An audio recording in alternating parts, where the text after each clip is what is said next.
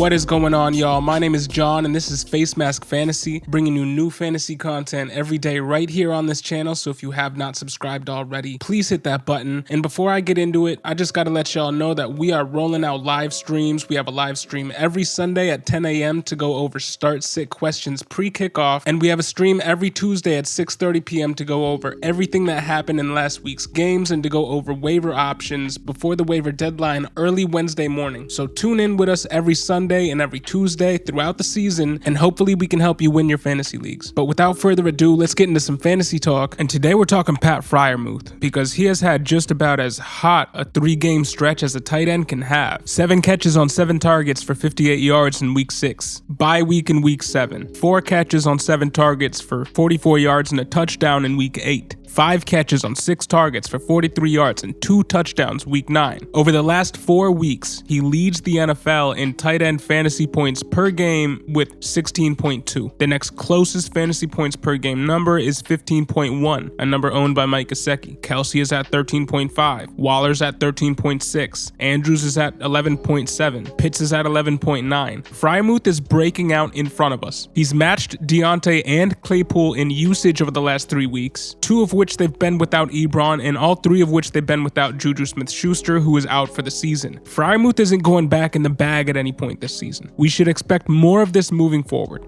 Maybe not the 2 touchdowns, but the 7 targets, the 4 to 7 catches, the 50 to 100 yards, and about 50% chance for a touchdown. That's got rest of season TE1 numbers written all over it, and that's what I expect for Freiermuth moving forward. The Steelers selected Penn State tight end Pat Freiermuth with the 55th overall pick in the 2021 NFL Draft. He was the 2nd tight end taken. He's 6'5", 258 pounds, and his resume lent confidence he could excel as an every down player in the NFL at the tight end position. He recorded a catch in 29 consecutive games, all but his college debut, and passed Mike Gesicki for the most touchdown receptions, 16, by a tight end in Penn State history. He was a sure-handed inline option coming out of college, totaling 3 drops on 99 targets while shedding 12 tackles on 66 receptions over the last 2 seasons. His final college season was cut short due to injury, but Freiermuth showed out in the 4 games in which he did play, totaling 23 grabs for 310 yards and a touchdown. For those that like advanced analytics, he owned an 84th percentile college dominator rating as well as an 82nd percentile breakout age. He'd be the TE1 in most years, but in 2021 he had to compete for the spotlight with none other than Kyle Pitts, damn near the best college prospect at tight end of all time. The Steelers have Eric Ebron signed through 2022, and the tight end learning curve doesn't seem to be affecting Pat Freiermuth thus far. We must note that Big Ben should be done after this year, so while he might be stepping into a full-time role, we should not be expecting the same output from this offense that we've seen over the last decade and a half. Either way, I admit I am very bullish on Pat Freiermuth in fantasy, and he has done nothing but sway my opinion more in that direction over the last 3 weeks. As a prospect at tight end, he was borderline bulletproof coming out of college. Every time he's on the field since he's been in the NFL, he has basically produced.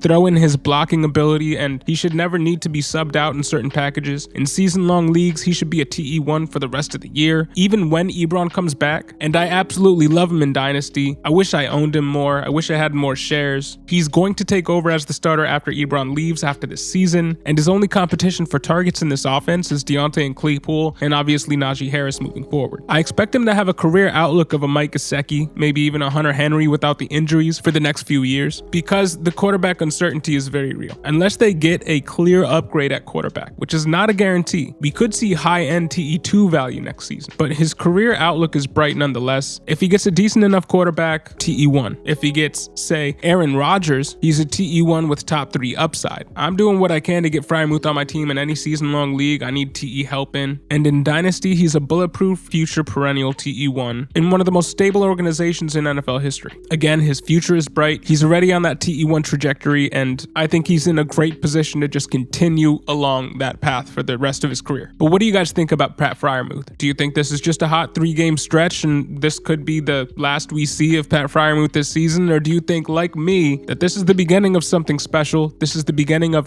what should be a really, really productive NFL career, and thus really productive fantasy career for one of the most highly touted tight end prospects to come out in recent memory? Put your thoughts in the comment section below. My name is John with Face Mask Fantasy, bringing you new fantasy content every day right here on this channel. So if you have not subscribed already, please hit that button. Thank you for listening and have a great day.